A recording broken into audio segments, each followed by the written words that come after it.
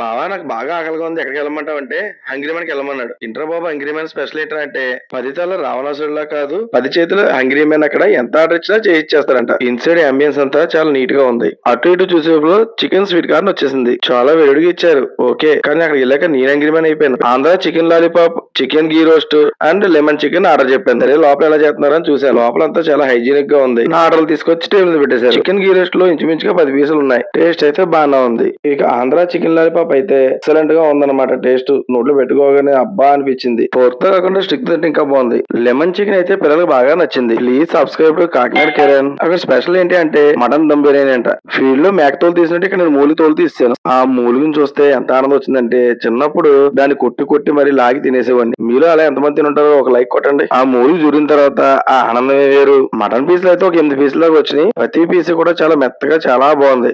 Kakinada Kiran subscribe చేసుకోవడం మర్చిపోద్దు please.